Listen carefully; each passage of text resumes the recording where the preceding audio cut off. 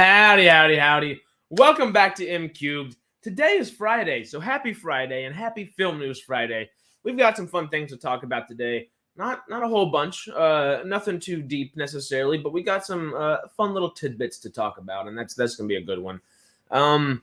Let's dive into it. It's just me, myself, and my merry old MCube people over here. So thank y'all for being here, and anybody that's coming later, howdy, howdy, howdy again.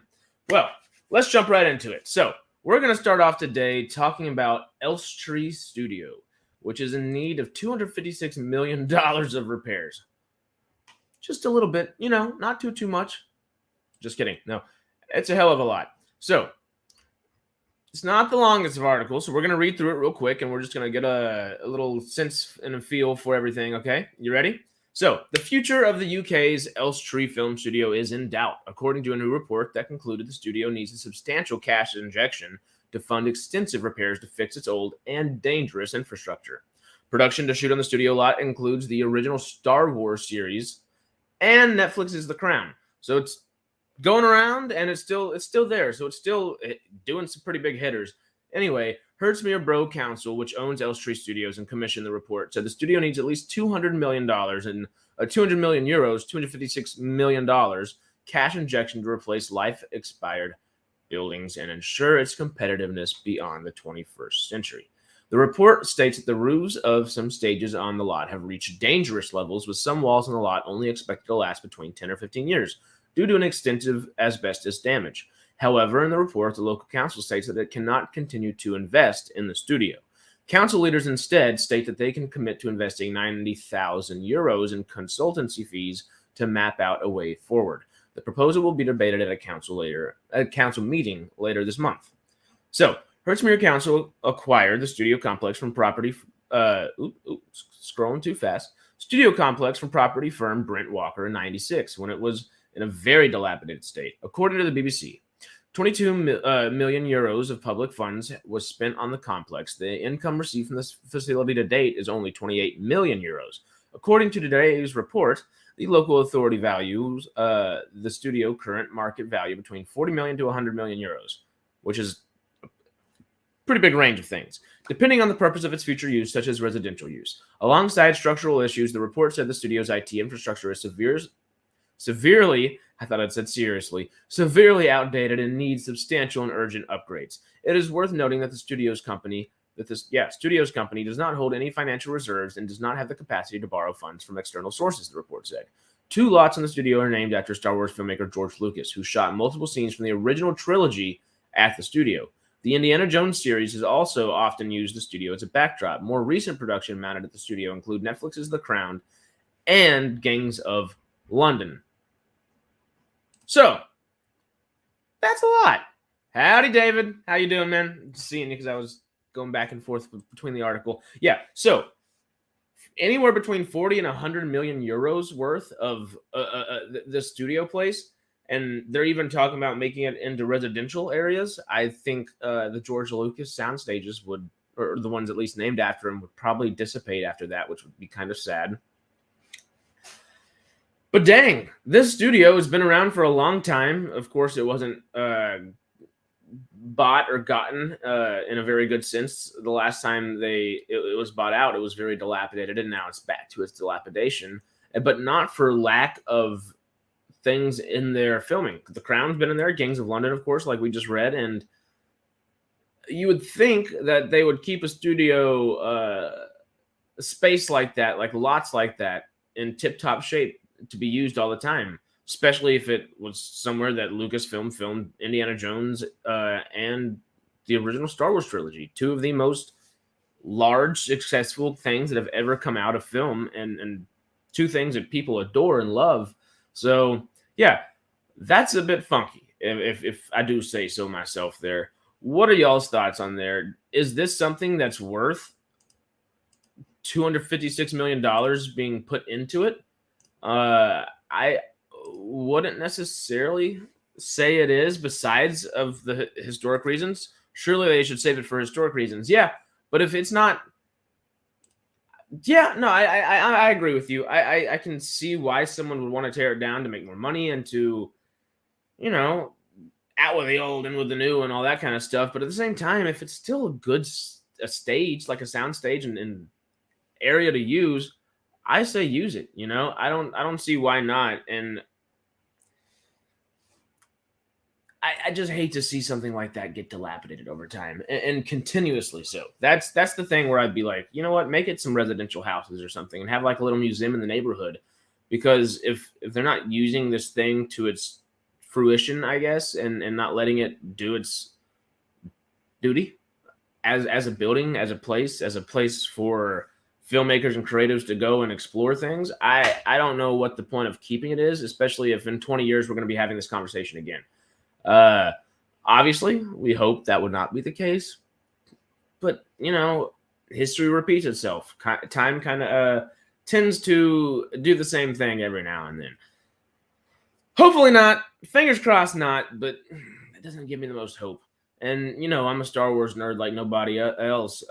Just kidding. There's plenty others. But I'm a Star Wars nerd to the core, and that just makes me sad. That makes me sad that old Lucasfilm and George Lucas himself has 2 stages named after him over there.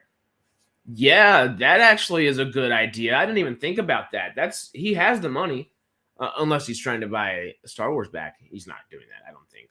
But yeah, that might actually be a good idea. But I'm sure he can still make movies if he wants to make movies and do things on his own. It wouldn't be under the Lucasfilm banner, I wouldn't think.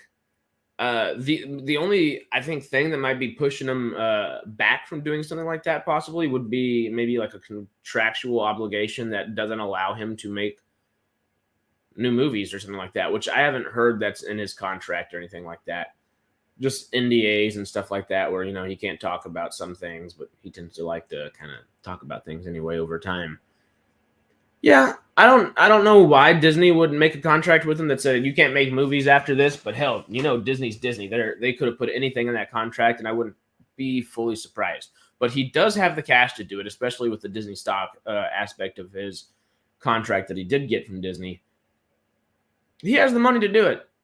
Will he? And what benefit would that be? Would he be making Lucasfilm 2, I guess? Would he be buying it to just make it nice and pretty and then resell it again? Kind of like a house flip, but instead a studio flip? That would be interesting. I don't know if we've ever seen that truly happen before, besides maybe like Warner Brothers and David Zaslav coming in right now. But yeah, that's interesting. I don't know. I don't know exactly where my brain's at on that, and I'll have to think about it over time. But George Lucas could come in and save the day. And he's kind of one of probably the only people that would have the inkling to do so. And even he could do that, turn it into a museum if he wanted to, and then sell it instead of 100 million euros, 70, 80 million euros or something for the residential aspect of things. He could do a number of things as well if it didn't look like he was going to be able to flip a studio. And not just George Lucas. Anybody could come do that. Harrison Ford could go do that if he wanted to. He said, oh, I'm Han Solo and Indiana Jones. I've been here plenty of times, and it's going under. Let me go in there and do that. He just got a nice payday from Indiana Jones 5, so he's got extra cash in his pocket right now. So, you know, it could be saved, and there are a few ways to do it and do it well. But I don't necessarily expect it to happen. As nice as it would be, I don't necessarily expect it to happen. That being said, shall we continue on? We, like I said, there's not really like a whole bunch of like heavy-hitting news today, but we have some fun things to talk about. One of the fun things to talk about that we have is Jenna Ortega and Winona Ryder have been seen on set for Beetlejuice 2. Here we are. Here's a People article real quick. And I'm not actually going to read the article. It's from People. I don't think People typically writes things worth reading, but they got cool pictures. So we're looking at the pictures, y'all. And this is Jenna Ortega in a wedding dress for a wedding scene, which is interesting. She looks great, as always, but I'm intrigued. You know, there have been some wedding-like things going on in Beetlejuice before, so does that have any implications there, maybe? And then this is Winona Ryder, just kind of dressed up as a Winona Ryder in a Beetlejuice movie would look like, I would think. probably has this giant ass coat on just to, cover up what's actually going on with her costume underneath. I doubt those are her actual shoes for the scene either. But if this is what she actually wears for the scene, I wouldn't be surprised either. The thing I'm thinking is this is probably just a cover up for a costume. Could be the thing. Yeah, that's kind of what were y'all's thoughts? Do y'all have any thoughts on the way these guys look right here? Oh, Winona and Miss Jenna Ortega. Save it for posterity. He could also fix it up for other filmmakers. That's what I'm thinking. The only issue I have there, or not issue that I would have, I think that's where the Disney contract might get in his way. It might not say where George Lucas can't go make another movie. It might not say he can't go make another movie, but it might say he can't open up another studio to, quote unquote, duke it out with Disney in some ways, because if he opens up any type of studio, technicality wise, it would be kind of, it's not him versus Disney, but like it puts him in a position to do that if he wanted to. And that might be a part of the contract, some clause in there that states where he can't do that. That's the only thing I think that would be holding George Lucas up. I don't know if Harrison Ford would have something like that, because those two guys could easily go in and do something like that, and they could fix it up for other filmmakers, which would be nice. But are they starting their own company, or either one of them starting their own company in that way? They could even do it together now that kind of thought just came out. Yeah, that'd be interesting. Not sure it's going to happen, of course, but it'd be cool. It'd be cool. Come on, Elstree. Let's keep it surviving. I believe it was a UK-based studio as well, so we'll send Jay and Matt over there with some picket fence things, and they'll go stand outside and we'll strike to get it going. I don't know. I'm playing. But any thoughts over while you're here, David, or anybody else coming in posthumously, of course? Any thoughts on Little Miss Jenna Ortega or not I don't like to say that. Winona Ryder is still wonderful and beautiful, and Little Miss Winona Ryder as well. They're both fantastic. I am very excited for Beetlejuice 2, particularly for Michael Keaton, of course. But these two additions to the cast are great. I don't know if Baldwin's coming back or oh my God, what's her name? Oh, don't do this to me, brain. She's in Schitt's Creek as well. Alec Baldwin's wife in the movie. She's like the matriarch in Schitt's Creek. Never watched Schitt's Creek, but my mom and my sister adored it, and they always try to get me to watch it. I can't remember her name off the top of my head. You probably know who I'm talking about. Blonde lady, great actress. I assume she's coming back alongside Baldwin. I don't know if Baldwin's coming back. I'm assuming they both come back. But the people that we do know are coming back, I think, are a little further down in this. The only part worth reading down here. Ryder co-starred alongside Keaton, 71, plus Alec Baldwin, Gina Davis, and Catherine O'Hara. That's who I couldn't think of. I'd love Gina Davis to come back, too. Jeffrey Jones and the late Glenn Shaddix in Beetlejuice, which follows a shady spirit who helped a recently deceased couple drive out an unbearable family who moved into their home. Days after Ortega's casting was announced, news broke that Monica Bellucci, who recently confirmed she's dating Tim Burton, 64, is among the new cast members in the sequel. The Mafia Mama star is set to play Beetlejuice's wife. Okay, real quick. I haven't said anything about this. I haven't even really thought about it. I remember seeing it a couple weeks ago, but like Monica Bellucci and Tim Burton, I don't dislike that as a couple at all. But and you know, just it's not really like the type of news that I'm fretting about or anything like that. But I thought Tim Burton and Helena Bonham Carter were married. Are they not married anymore? Did they get a divorce? Were they ever married, or were they just kind of coupled up? Because what?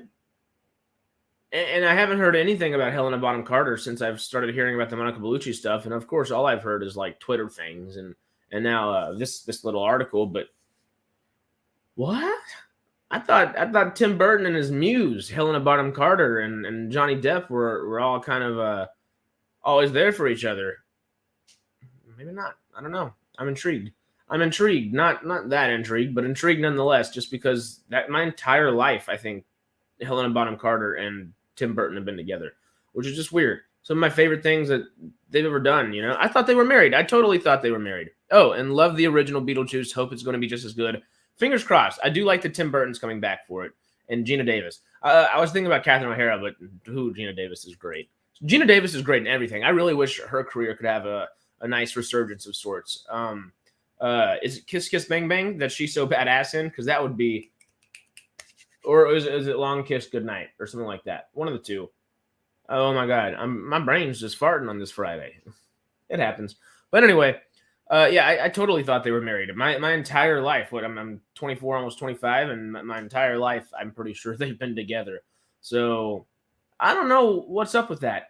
If Tim Burton's gonna get booed up with anybody else, I don't blame him for going to find Miss Monica Bellucci because she's gorgeous and an amazing actress, amazing performer, amazing creative in general. So interesting. I don't know what to think about that. But anyway, let's keep moving. I was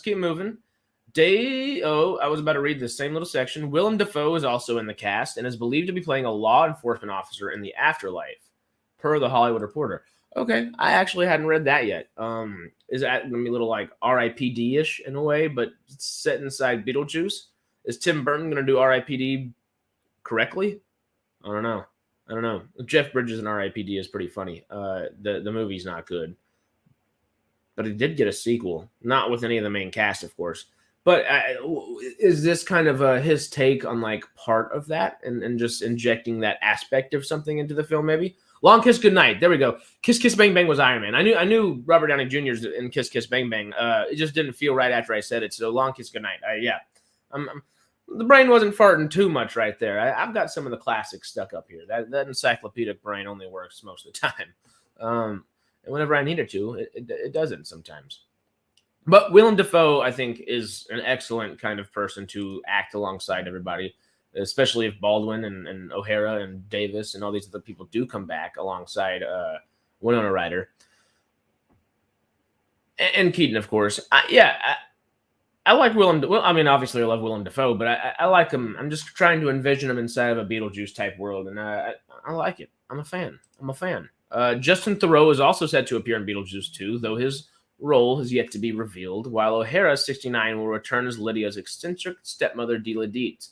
Oh, so O'Hara is coming back. Hell yes. Okay, that makes me excited. Justin Theroux, though, I think it's the same Justin Theroux that, has a little jingle like to see a wiggle wiggle or whatever. I can't even think of how it goes right now, but it is really catchy. He's just a good creative guy. He would be a good addition to the cast. I don't know exactly what he would be doing. No, it's not yet to be revealed, of course, but I could envision him in something like that. Willem Dafoe is somebody that's easy to toss on there. Justin Theroux has that general aesthetic and kind of has that kind of that right kind of quirk to bring to a role like that. But yeah, I don't know. I'm intrigued. I'm pretty sure that was it. People confirmed in May that the sequel directed by Burton is scheduled to hit theaters on September 6th, 2024, 36 years after the original horror comedy released in theaters. Interesting. So we've got some time until that. We've got a year and a couple months of change, I guess. I'm excited for it nonetheless. I think it'll be cool. I think it'll be a good one. But we have more pictures to go through. And this time it's not for Beetlejuice. I could have done this yesterday, but I kind of decided against it. And instead, we're doing it today on Film News Friday. We're talking about Ryan Reynolds. I haven't liked that tweet. I'm going to like that tweet. What do y'all think about the new Deadpool costume? It's bright red. It's got, I guess you can only see the belt buckle here just a little bit, but the belt buckle is much more comic accurate. I don't know why there's no belt buckle in this scene. But what do y'all think of the Deadpool costume? David, while you're here, let me know. And anybody else coming posthumously, of course, let me know down below. Because this is, I think, a good idea. I like the bright red. My first initial thought whenever I saw the costume was, oh, come on. And then you start thinking about, MCU Deadpool is going to have to be a little bit different. He is naturally upgrading his costume over time. He makes jokes about blood being red and wearing the red costume for that. So, make it a little more bright red blood as blood tends to look as it oxidizes coming out of it. These are the first pictures you've seen? Well, what are your initial thoughts on it? Also, are you a Deadpool fan? Anybody a Deadpool fan? Because Deadpool is probably one of my favorite mutants. I hear knocking. Can y'all hear knocking? It's probably a hammer. It's from my neighbor hammering some stuff in, fixing her backyard. She's having a cool backyard day, which I needed to follow suit and make my backyard cool. Anyway, not trying to derail anything. I just hear knocking, and I was trying to make sure some Beetlejuice wasn't happening in my walls. I probably said that word too many times too. Something could happen. I might be summoning things. But anyway, thoughts on Deadpool? I like it. I like the more comic accurate suit for the MCU. Obviously, MCU has not been so focused on comic accurate suits, but going forward, I wouldn't be surprised if they are. Looks okay, and yes, the films are piss funny. They're piss funny. They're so great. I thoroughly enjoy Ryan Reynolds in the role. I still thoroughly enjoy him in this role, even though I'm probably in the minority. I'm getting pretty tired of Ryan Reynolds just playing frickin' Ryan Reynolds everywhere. The dude's actually a good actor, and he only shows it every now and then. Like the Adam Project, I actually really enjoyed because it was Ryan Reynolds-esque, but it wasn't like reliant upon Ryan Reynolds just being Ryan Reynolds. He had a few actual legitimate great acting scenes. I'm thinking particularly when he is alongside Jennifer Garner. And yeah, I think he's good talent, but I'm tired of him playing the same damn thing over and over again. Deadpool, though, is like an exasperated version of that, and he does act alongside that and really brings in the actual character. And I think it's some of his best performancing. That's not a real word. I think it's some of his best performing he's ever done. I really enjoy it. I'm excited for Deadpool 3. I do like the costume a lot. I am a fan. Let's look at that other photo with his eyes and stuff. So like the eyes are a little more, I guess, thin together. I shouldn't do that. That was bad. My bad. The eyes are more thin on the costume, not on me. Whatever. Last film I saw him in was Spirited. I never saw Spirited. Was that any good? I really didn't like Free Guy. I like Sean Levy as a director. He even did the Adam Project that I was just gushing about a second ago. But Free Guy was annoying as hell to me. And it's a film about nothing in some ways, and then they rope some little storylines. It's not for me. It's not for me. I just didn't enjoy it. I thought it was way too reliant on Ryan Reynolds being Ryan Reynolds. And if you're an actor, frickin' act. If you're paid, act. If you want to go do some WWE, well, WWE is constantly acting. That's a terrible reference. If you want to just go do reality TV, go do reality TV. If you want to act is my thought process, and that's why I'm kind of frustrated with a lot of what Ryan Reynolds has done recently. But Deadpool is not part of that frustration, and hopefully never will be. And I'm really hoping that the MCU does him well, and I like the idea of what the rumors are about what's going on with the Deadpool 3 stuff. We won't get into any of that, of course, but I like the idea. I like the idea of it. I'd like to see the X-Force kind of expanded a little bit, but I don't know if that's going to really happen. I know some people are coming back. I know Zazie Beetz isn't coming back, which is just weird, but if you're going to do as many people in this film as there have been rumored to be, you don't want to just shoehorn Zazie Beetz in there for the sake of shoehorning her in there. But at the same time, the character of Domino is a character based on luck, and wouldn't you want a lucky character with you going around the multiverse? I'm just saying. Anyway, we will continue on. We're gonna that's not the. I was about to say take a break. We're not taking a break. We are going to look at my face a little bit and have reaction time, of course, because I'm excited. Kingsley Ben-Adir is playing Bob frickin' Marley, Robert Nesta Marley himself, in a biopic, and the trailer's out. I have yet to see the trailer. I'm a big rock and roll guy, but my second favorite genre, or not even second favorite genres, there are most days where I think it might be my favorite genre is reggae. I listen to a hell of a lot of reggae, like a lot of reggae, and I like old reggae. I like modern reggae. I like ska. I like skanking to the beat down, like the old versions of what it is. I like dancehall reggae. I like new dub stuff as well. Not as much as some of the older stuff, but I do really like a lot of new dub stuff. And yeah, I'm a big reggae person in general, so I'm ecstatic to see this trailer. I like Kingsley Ben-Adir as an actor a lot. I haven't watched much of Secret Invasion right now, which is what he's most prominent in at the moment. But I do enjoy his performances generally. And Robert Nesta Marley, aka Bob, is arguably one of maybe like the top.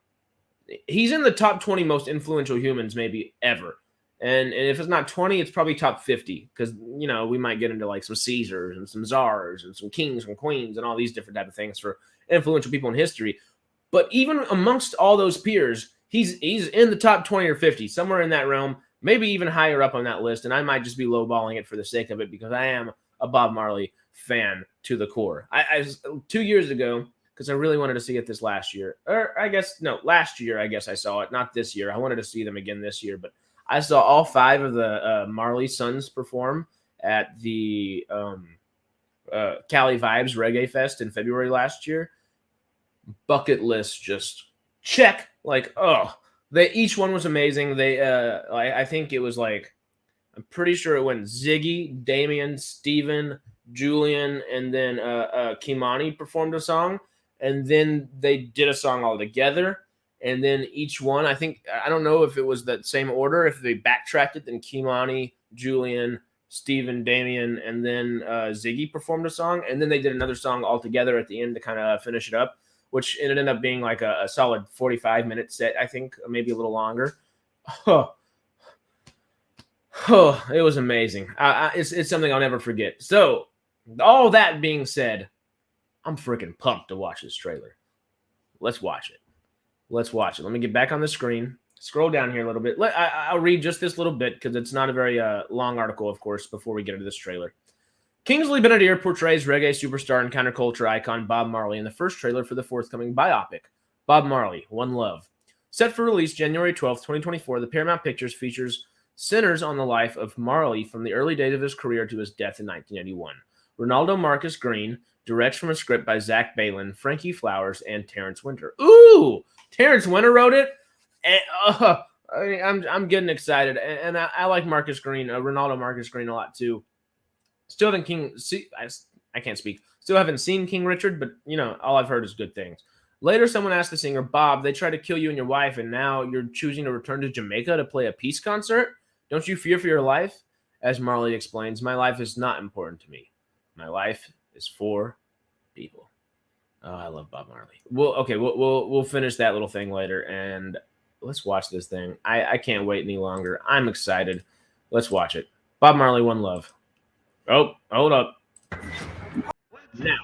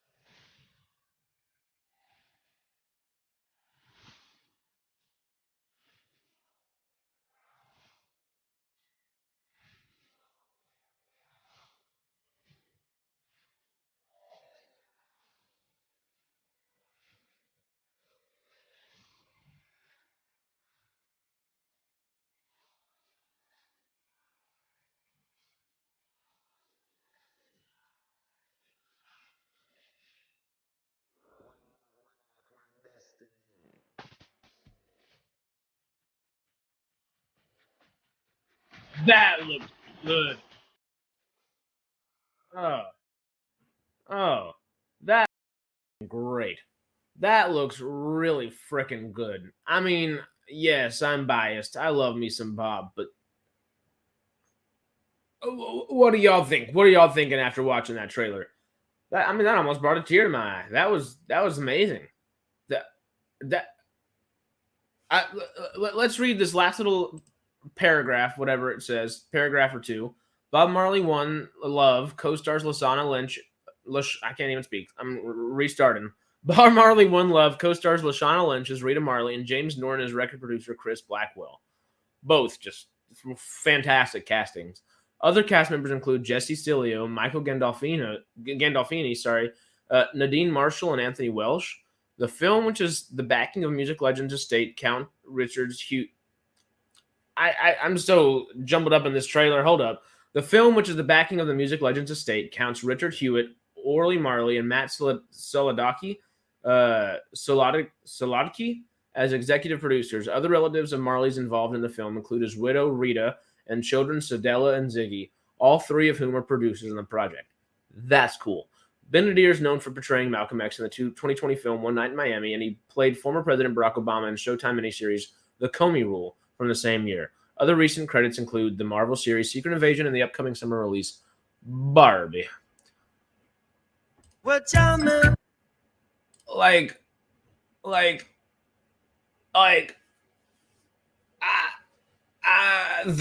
might have just become my most anticipated film of 2024. Yeah, I am very much a Bob Marley fan, very much a reggae fan, very much a dance hall fan, all these different things. But that looks good.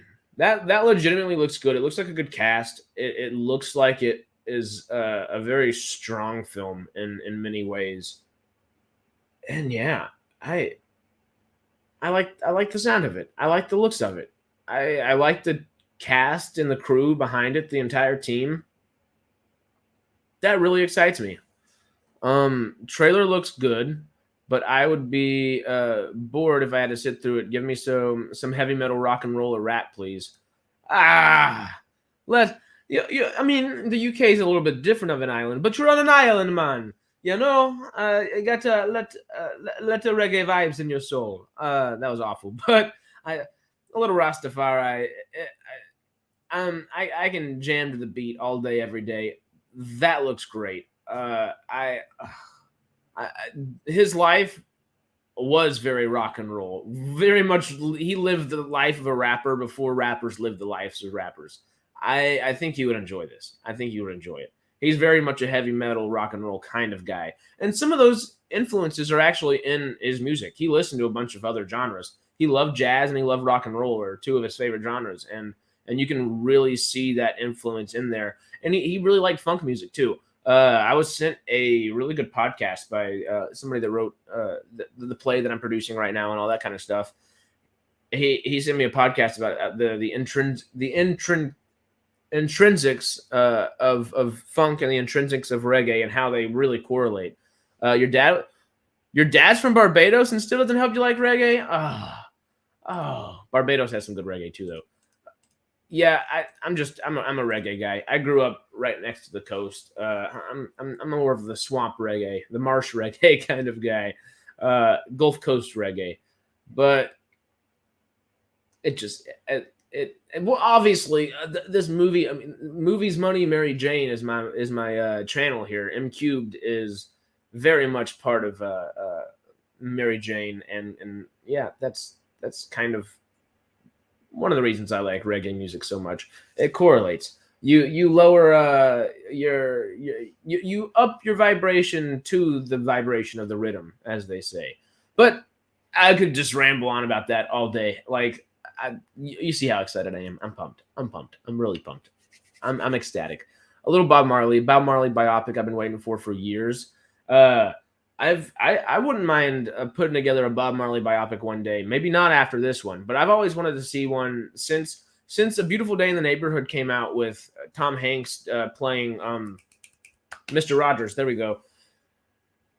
I'd like to see that style of biopic given to Bob Marley, and I think it could still be done because this one is much more of a straightforward, like his entire lifetime. But you know how A Beautiful Day in the Neighborhood was a reporter coming in there and having that reporter's life changed based upon Bob Marley. I mean, excuse me, based upon Mr. Rogers entering his life and helping him go through some stuff. I would like a similar thing for Bob Marley. It could be a fictional reporter, or it could be a number of different reporters that actually, I guess, had interviewed him while he was alive and got the chance to talk to him and discuss so many things. Yeah, I don't know. I've always thought that'd be an interesting idea. Let me know if you think that's a good idea or not in the comments, of course. But we will continue on. Excuse me. I think I have two other things I kind of want to talk about. Since Kingsley Benadir is in the Barbie movie, we will go ahead and do a little Barbie news. And this isn't like Barbie news necessarily. Diablo Cody was originally tapped to write the movie. I don't know if she was tapped to direct it. I think she was just tapped to write it. But the original Barbie writer exited Sony's failed movie because they wanted a girl boss feminist twist in Barbie, and that's not what Barbie is. I have yet to read this, but I am intrigued. When Greta Gerwig and Margot Robbie's Barbie finally opens in theaters later this month, it will mark the end of a long, long journey to get the iconic Mattel doll to the big screen. Sony Pictures originally had the rights to Barbie and spent years trying to get a movie off the ground. Actors such as Amy Schumer and Anne Hathaway came and went. Schumer said last month that she exited her Barbie movie because the script wasn't feminist and cool enough. Another talent that left Barbie during the film's development at Sony was Diablo Cody, the Oscar-winning screenwriter of Juno. She exited the film in 2018 and told Screen Crush at the time, "I was literally incapable of turning in a Barbie draft. God knows I tried." Why was Barbie so hard to crack for an Oscar-winning talent? Cody reflected on the failed project in a new interview with GQ magazine. "I think I know why I shit the bed," Cody said. "When I was first hired for this, I don't think the culture had embraced the femme or the bimbo as valid feminist archetypes yet. If you look up Barbie on TikTok, you'll find this wonderful subculture that celebrates the feminine, but in 2014, taking that skinny blonde white doll and making her into a heroine was a tall order." Sony's plan to pair Cody's idiosyncratic writing style with a crass comedian like Schumer didn't work, the writer remembered. Duh. "The idea of an anti-Barbie made a lot of sense given the feminist rhetoric of 10 years ago," Cody said. "I didn't really have the freedom then to write something that was faithful to the iconography. They wanted a girl boss feminist twist on Barbie, and I couldn't figure it out because that's not what Barbie is." Just before we continue on with that, I'm not rolling my eyes at Cody Diablo at all, or Diablo Cody at all. I'm rolling my eyes at Amy Schumer. She's not talentless. She has said some funny things, but those funny things are usually the jokes she's stolen from other comedians. I'm not a fan of Amy Schumer. The fact that she was ever hired on for Barbie was terrifying. I don't know what executive ever thought that was a good idea. Anne Hathaway makes sense in a way, but she's almost too pristine and like perfect in a lot of ways. You know, she's good at playing a princess.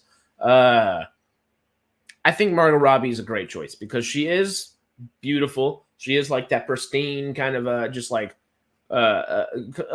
she looks so great that a lot of people want to look like her. Duh. That's kind of what you want Barbie to be. But at the same time, Margot Robbie she just did Amsterdam and what was the Damien Chazelle Babylon movie that just came out. In Babylon and Amsterdam, she plays some weird characters. She's played some very weird characters. She's Harley Quinn. You know, she's willing to put herself out there and try things a lot more. And she's willing to, like a Barbie doll, put on a different hat, put on a different uniform, put on a different outfit, whatever you want to say. And I think that's going to help the movie a lot. But let's finish this article real fast. Cody also said the Lego movie loomed large over the development of Sony's Barbie movie. The 2014 animated comedy was a massive critical and commercial hit for Warner Brothers, grossing $468 million worldwide and landing Oscar nominations for Best Animated Feature and Best Original Song. The Lego movie took a brilliant meta approach to bringing toys to the big screen, and Sony wanted to emulate that for Barbie. "I heard endless references to the Lego movie in development," Cody told GQ magazine, "and it created a problem for me because they had done it so well. Anytime I came up with something meta, it was too much like what they had done. It was a roadblock for me. But now enough time has passed that they can just cast the Lego movie's antagonist, Will Ferrell, as the antagonist in a real-life Barbie movie, and nobody cares." She makes a good point. So What I understand Mattel wanting to do something meta and interesting with the film, and I think that's probably the correct way to go. I don't think the Lego Movie style was the way to do it, and I don't think that with Noah Baumbach and Greta Gerwig's version of Barbie that we're going to get just a Lego Movie copy and paste. I actually think the furthest thing from that, because all we've seen is it looks like 2001: A Space Odyssey more so than anything else. It's legitimately stylized to look similar to that in certain scenes. That being said, I can see where Lego Movie would made it very hard for Diablo Cody, especially around 2014, 2016, 2018, all these times. I just don't see it ending up being the Lego Movie in live action. I really don't. First of all, there's not really a way to do that. I think maybe Across the Spider-Verse would be a better way to do something like that, or Beyond the Spider-Verse, or some like Spider-Man sequel with a Lego Spider guy or something like that. Anyway, I am kind of I'm happy that, I guess, Barbie happened the way it did. I like Diablo Cody as a filmmaker and a writer. I think she's really talented, and I would be interested to see what the scripts that she made were, because I'm sure they were great scripts. But if they wanted her to follow something close to what, Lego and the company and the films were doing, that's hard, because Lego Batman was coming out. There was like Lego Ninjago, I think, had a movie, and a couple other things. I never saw those. I only ever saw the two actual like Lego movies, but they're supposed to be good. Everything that's Lego that's come out has supposedly been pretty damn good, and it always has a really great voice acting cast. So that's just a tall drink of water to try to accomplish. But you know what's also a tall drink of water to accomplish is to emulate 2001: A Space Odyssey, Stanley Kubrick's magnum opus in many ways. But if anybody's going to do it, it would be Noah Baumbach and it would be Greta Gerwig, especially together. I think the two of them are just such capable film workers, filmmakers, writers, directors, all of the above. They've had so many of these different hats or outfits, like a Barbie doll, that they're essentially Barbie dolls for the screen in some ways. And I like the team that they put together. I'm actually really excited for Barbie. The more I think about it, the more excited I get. It doesn't sound right. That sounds so weird. I never thought I'd be saying that, but I'm pumped for it. I'm almost just as pumped for Barbie as I am Oppenheimer.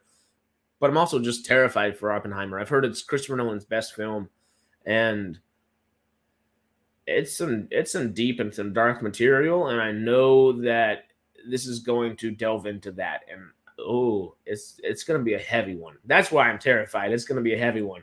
But which is why the Barbenheimer thing actually sounds so great. Go get Barbie is probably going to be a lot heavier than we think it will be too.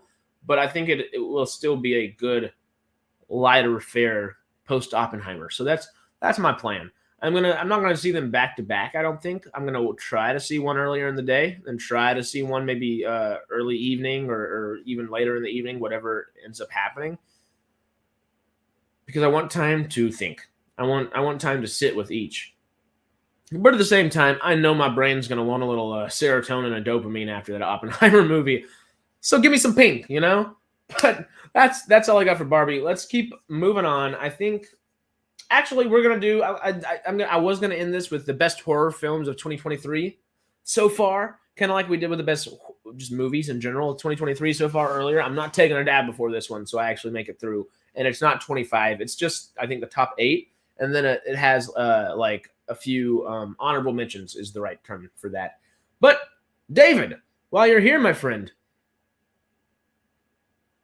you asked me. I put. On the community page on MCubed, I said, hey, we're doing Film News Friday, of course, so what's something that you want to go over?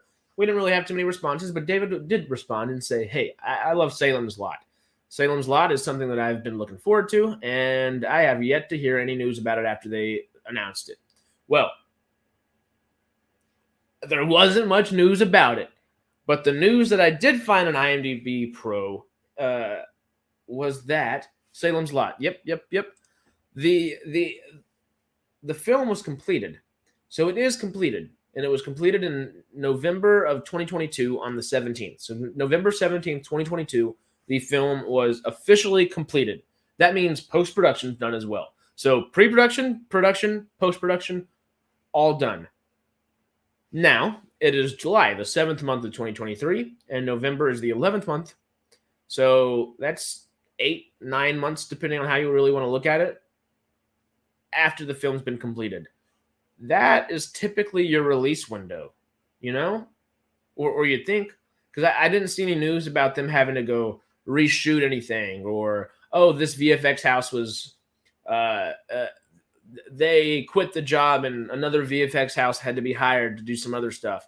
I haven't heard anything like that. So I don't know why it's taken 9 months, but the film officially is completed. According to IMDb Pro, the International Movie Database Pro, and IMDb Pro is a whole different thing than IMDb. You have to pay like $100, $120 a year for it, but it actually gives you like very pertinent information, and it's really good with like news and things like that. So yeah, I don't know what else to tell you. I was kind of shocked. I'm not the biggest Salem's Lot guy or anything like that, but that's the only news that's come out in 9 months after a film's been completed. Is shocking. It's weird that you don't see that happen all the time, and I really don't know what to tell you. But it has been completed. So at this point, I have it on my radar. I put notifications on for it, so we will be updated as any updates do come out.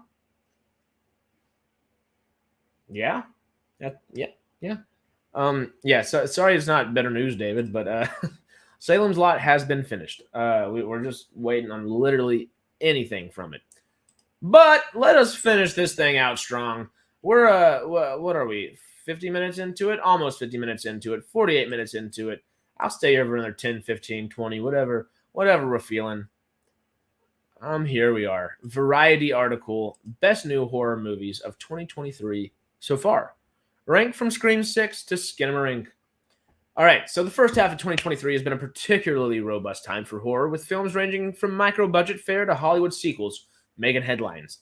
This list is sure to get shaken up by the year's end, as there are a lot of provocative titles on the horizon, from studio sequels, The Exorcist Believer, which I'm intrigued and kind of excited for, Saw 10, give or take, to campy fare, Five Nights at Freddy's Thanksgiving. Oh, what? Five Nights at Freddy's, which I'm ecstatic for, and Thanksgiving, I don't know what that one is, and some rollicking festival hits, Talk to Me, It Lives Inside, before revealing the top spots. Here's some honorable mentions. Talk to Me and It Lives Inside, I'm not sure what either one of those are, but I love me some horror movies. And lately, I haven't been watching them. I really started the year off going to see a bunch, and I just haven't in the last couple months, and I really need to get back on that. Megan, though. Did y'all check out Megan? Y'all remember, if y'all were here in January, I was ecstatic about it. After my stream, you watched David Hewlett, and he's making an indie horror movie with his wife, Jane. No name for it yet. David Hewlett, if you need to hire anybody, hello, please. It'd be great to work with David Hewlett, is my thought there. And indie horror movies, I'm literally making one right now with a couple of people up in Maine, and going back in August to film another 2 weeks roughly on. So yeah, I love me horror movies, and I really need to get back into it. David Hewlett, if you're making one and never see this somehow, some way, howdy. But anyway, Megan was awesome. I gushed about Megan all of January, even going into February, and it was just really enjoyable. Sick, I did not see, but it is the Scream creator, Kevin Williamson. It's a low-profile Rona movie, a cozy mystery that felt right at home on streaming. Interesting. Yeah, Wrath of Becky looked good. It didn't look great, which is why I think I was out of town when I saw it, and it wasn't, or I was out of town when it came out, and it wasn't one that I like jumped to go see the next week kind of deal. But it looked good. It looked interesting. I love me some Sean William Scott, so we'll see. Knock at the Cabin, I did not enjoy as much as I expected to enjoy. I thought this was going to be a true return to form for M. Night, and it was a good return to form. I think it was better than old. Actually, I think I like old more than I like Knock at the Cabin. Maybe. I might like Knock at the Cabin more than I like old. Not 100% positive there, but it just didn't hit exactly where I wanted it to hit. And not that it was bad. I actually thoroughly enjoyed it. It was just I didn't necessarily like the ending a whole lot. I think it could have been done in a couple different ways a little bit better. And part of that was just because there really wasn't a twist. It felt very straightforward. Like the twist for this movie was the fact that M. Night didn't put a twist in it, which is kind of funny, you know? It's not what you usually expect. There we go. That looks a little neater. Anyway, let us keep scrolling because Knock at the Cabin is number 8. Number 7 is The Blackening, which I don't know why this is on the list of top horror movies because that shit's so funny. That is it's either Joyride or The Blackening is the funniest movie of the year at the moment. And I did read this thing already. Part of this little paragraph says not all the joke hits, but they're continuous and great enough that you continue laughing nonetheless. I think 98, 99% of the jokes in The Blackening hit. I was cracking up. Old would only get a 5 out of 10 from you. Interesting. Did you see Knock at the Cabin? Because I didn't think Old was amazing. I just really liked the concept. I liked the cast. I thought it was executed well. I would have changed the ending and that a little bit too, but you know, M. Night and ending as a whole, M. Night and ending a movie without a twist or with a twist is always just an interesting thing. I felt like Old was almost The Cabin in the Woods, like the 2012 horror movie, but on an island and not necessarily with monsters, but with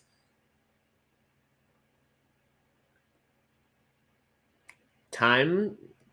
I don't know. But it had that cabin in the woods feel after the twist was shown, and that was intriguing to me.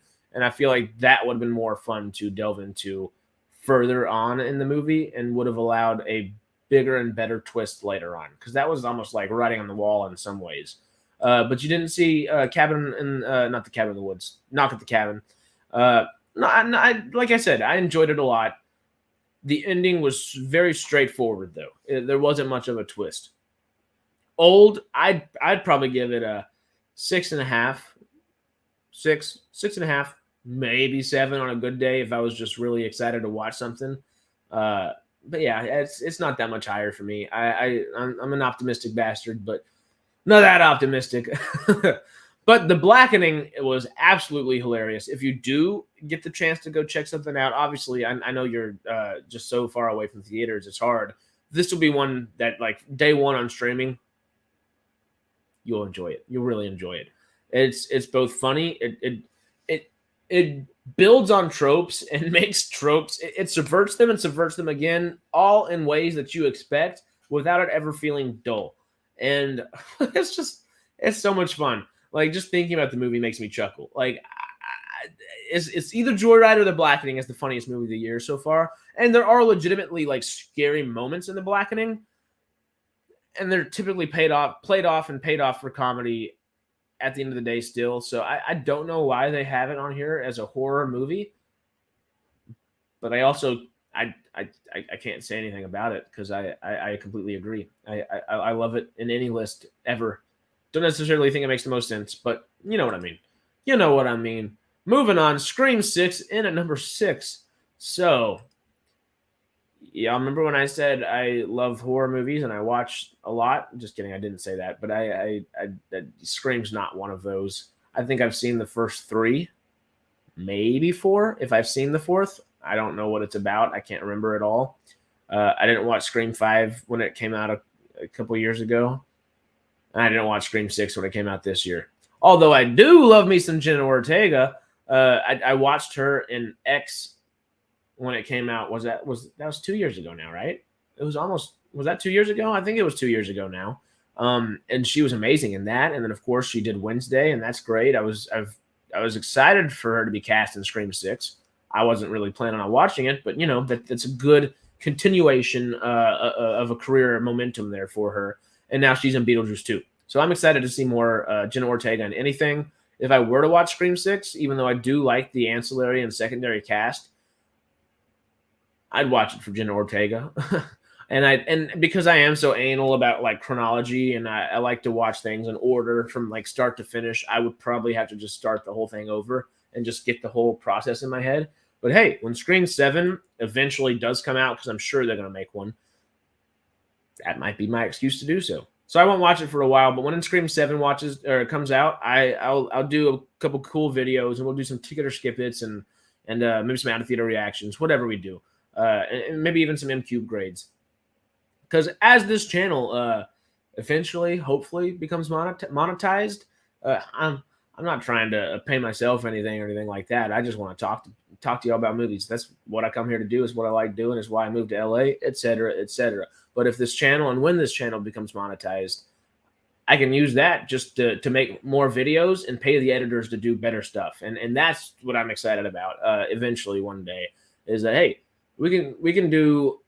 My goal would be to do an out of theater reaction, a ticket or skip it, and an MCube grade, a McGrade, of course, for every film. Because ticket or skip it, or ticket skip it, stream it possibly. We'll figure that out. Those are non-spoiler. McGrades, the MCube grades, are very spoilery. So that's kind of my thought process there. I'd like to have a little trifecta on each and every film everywhere, which would be great. It's going to take some time. It's going to take some extra cash, but slowly but surely we get there. Anyway, David, what are you saying? There was a TV show called The Resort on Peacock. It's a bit like old, but it's good. I saw that. I didn't watch The Resort because White Lotus, The Resort, and I think it was an AMC show with I should know the actor, blonde dude. It was like Room or Studio or something like that with like a number, like Studio 414 or 515, something like that. I don't think either one of those are the title, or Room, whatever, something like that. I just don't remember exactly what it was called. And all three of those were different, but they all had like a similar concept, I believe. And I just haven't watched any of them because of that, and I couldn't decide on one, and I didn't want to watch all three. Oops, but I might have to check it out because The Resort did get really good reviews and stuff. Who's in it by chance? I don't remember who's in it. All I can think of is the White Lotus after I said it, because that's some that people are always telling me to watch, but I haven't watched it, and I don't necessarily have a huge interest in it. But maybe one day. But let us keep moving on. Let's keep kicking. Down at number 5 is Brooklyn 45. This one, I literally only remember there being a trailer. Streaming on Shudder, okay. I don't know much about this one. This is one that I kind of glossed over, and no one famous was in The Resort. That's arguably better sometimes because it's people giving performances that like are meaningful to them, and not necessarily a payday or something like that. Anyway, as I said, I was just kind of scrolling by and passed on Brooklyn 45. We might continue to do the same. Evil Dead Rise, though. Oh my God. I'm still pissed off at myself for not going to see this in movie theaters. I think once again, I was out of town the weekend it came out, and I just never went to go see it. I don't know why. Same thing with Boogeyman. I still need to see Boogeyman, and I need to see Evil Dead Rise. Those are the two that have come out this year that I'm like, come on, dude. Same thing with Skinamarink. And I did want to see Winnie the Pooh, Blood and Honey. I'll wait for that one. I'll wait for that one. Anyway, let's keep moving on because I really want to see Evil Dead Rise. I love the cast. I love Sam Raimi. I love the crew they put together, but we will continue. Infinity Pool, though. Have you heard of Infinity Pool? If you have, let me know down below, of course. But it's trippy. Brandon Cronenberg is an amazing director. Somebody that is just near impossible to get into the mind of or the mindset of. And this proves that even more. I've seen a lot of comparisons with The Clockwork Orange. And not like not plot wise or anything like that, but scene wise. There are a few shots that Brandon Cronenberg borrowed and made his own for this. And they're great. They're great. There are Clockwork Orange-esque things going on here. It's not really like Clockwork Orange in the sense that you might be thinking of. It just has some similarities in the way like scenes were shot is really what I'm going at. But oh my God, this movie was trippy as hell. I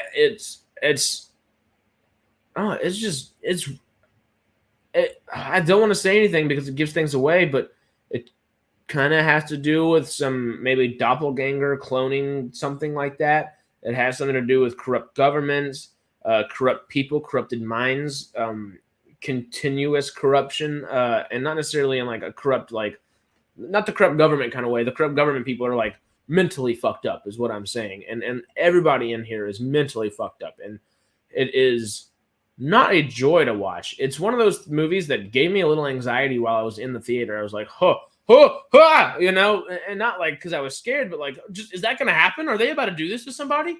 And it's one of those kind of things. But afterwards, after watching it, I sat there for probably 10 minutes. I let the credits roll, and then I eventually just kind of moseyed my way out of there.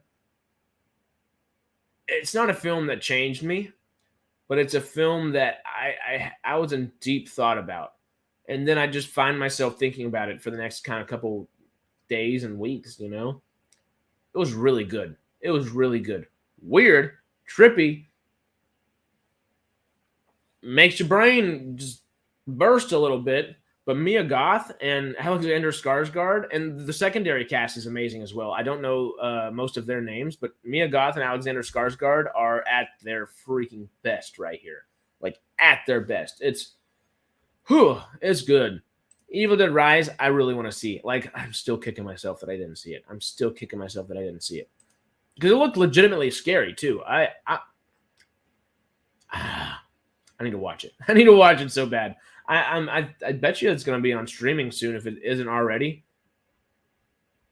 Does it say if it is? On Max, on HBO Max. You know what I'm going to be doing soon. I'm going to have to check it out. Infinity Pool is on Hulu if you want to watch it. Terrifying, but great. Beau Was Afraid is also something that was like just a mental curmudgeon of fuckery. It's 3 hours of, it's not really scary. It is definitely a thriller. It's suspenseful. It is a horror thriller in many ways because it makes you angsty. I mean, it's one of those films you sit in, and I didn't have anxiety while watching it, but if you're prone to being anxious, I guess you would probably have much more anxiety following alongside Joaquin Phoenix's Beau. Because this guy just is terrified of the world, and you're living the life alongside the guy that is terrified of the world and only get glimpses into reality every now and then, because reality still happens. There is very much a reality here, and to be in Beau's mind and not reality most of the time is very jarring in both good, bad ways, and in ways that you wouldn't expect. I really, really like the way the movie ended because it's 3 hours long and you feel it. You're supposed to feel it. You're supposed to feel like, oh, this is hard to watch, and not in like a it's bad kind of way. It's Joaquin freaking Phoenix, and it's got a great cast. It's got an amazing crew. It just blows your freaking brain. It's another brain burster, not in the same way that Infinity Pool is, in very much a different way. What Ari Aster does with the film is just insanity. If you want to have an existential crisis for a little bit, watch this movie. That's all I got to say on that. I loved it. It was weird. It was great. It's on Apple TV Plus. Oh, and of course, I knew it was there, but I had to say it. Skinamarink is one of the ones that I have not watched from this year that I need to watch. Because this is the one that they're talking about at the very beginning of the article, where it's like fanfare funding. Like, this is like the definition. This wasn't fanfare funding. What did they say? They had a good way of saying it. It was film micro budget. That's the correct word. God, I should know that off the top of my head. But no, Skinamarink was a micro budget film, and I don't think it's even describable. It's almost indescribable in all the reviews I've seen, and it's just something that people tend to say, watch. Just watch it. And it's at the number one of a lot of horror list. It's a lot. It's all these scary movie lists. It tops it. So I'm intrigued. I need to watch it. Is it streaming anywhere now? Please tell me it's streaming. It's on Shudder. Oh, hell yes. Oh, I gotta catch up. I think I'm gonna start doing my horror movie catch up soon. But yeah, these were the top horror movies of the year so far, and we've been blessed with some good stuff. Last year though had some really good scary movies. Barbarian is still my favorite, I think, from last year. Roy Lee, the producer, is just on a freaking roll. Has been on a roll for a long time, but continues to be. And that was one of them. That was it. It was good. It was really good. Barbarian was amazing. I'd watch it 10 more times right now if I could. But yeah, I'm just excited to get back more into horror movies as they come out, because I'm going to force myself to make sure I go and see these things. All that being said, though, that's it for me. That's all I got from you for today. David, if you want to talk a little Jar Jar, let me know what your thoughts were, and we'll discuss that. And if anybody else pops in here and wants to talk, or if you have any other thoughts or anything, let me know, and I'll get out of here in probably the next 5, 10, 12 minutes, whatever. But let me give you my spiel and say the good old like, subscribe, hit that notification bell. We have a Patreon in the link and an affiliate link down below. Patreon in the link. We have Patreon and an affiliate link down below in the description. And you'd be really supporting the channel if you help that. Our goal is to get 50 likes on these videos, 500 subscribers sooner than later. And yeah, that's all I got. Thank you for hanging out. It's been an hour and almost 10 minutes of just you and I and everybody else that comes and watches this video. So thank you. Thank you for being here. Thank you for making it this far into the video. David, any Jar Jar thoughts? We've been having a Jar Jar debate that I lost. And thought that I lost. I was just misled by my own brain. Jar Jar, of course, only had one line in Revenge of the Sith. I thought he seceded the Senate in Revenge of the Sith, which doesn't make any sense now that I think about it, though, because obviously he secedes the Senate in Attack of the Clones, and then the Clone Wars happens, and Supreme Chancellor Palpatine is Supreme Chancellor during all that time. And old Jar Jar doesn't have that much to do or say in Revenge of the Sith. But he does have things to say in the Clone Wars. So what do you think about Season 6, Episode 9 of the Clone Wars? I think that was right? The memory like a steel trap. Just two things. Number one, I've started Fast and Furious crossover on Sidetrack Facebook.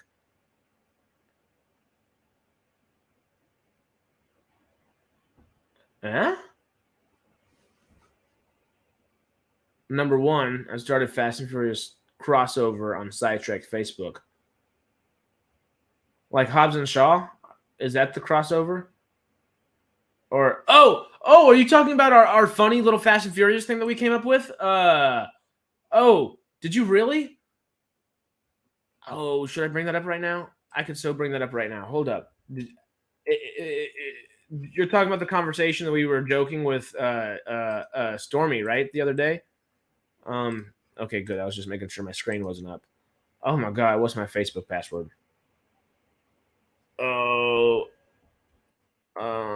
Hold up. Let me see if I can log into this thing. Keep typing while I'm figuring out Facebook, David. You very well may have already typed and I'm not seeing it because I'm on a different screen right now. But give me one moment. Oh, okay. I don't remember my damn Facebook password off the top of my head. Yep. Ooh, okay. Well, I'll bring it up on Sidetrack on Sunday. We'll see if we can have a conversation about it. And remind me again, and I'm going to make sure I have my Facebook password memorized and all that. I'm lazy. I've got the little password things that just pop it in there for me, and I don't remember what my damn password is at the moment. But what were your thoughts on the Jar Jar stuff? The first thing, of course, was Fast and Furious crossover on Sidetrack Facebook, which we might not be able to put it on screen, but I could bring it up on my phone real quick. Sidetrack.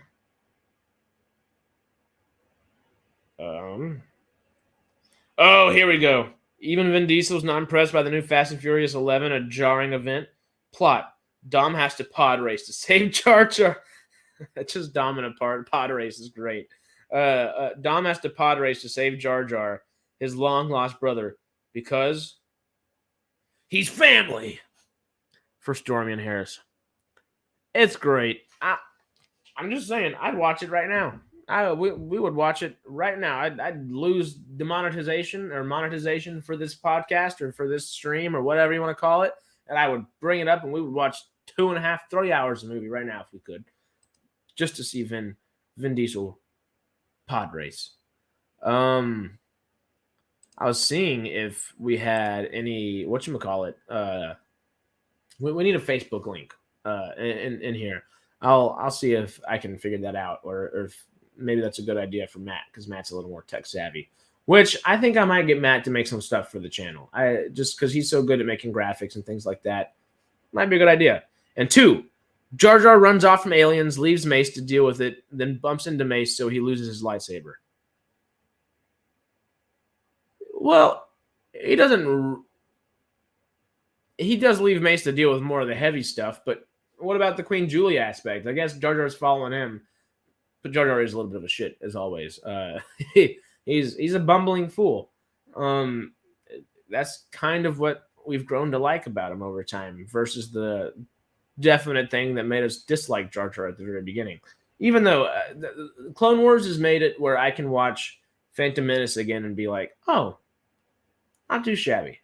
It's not amazing necessarily, but I do really enjoy it for what it is and what it has and to offer.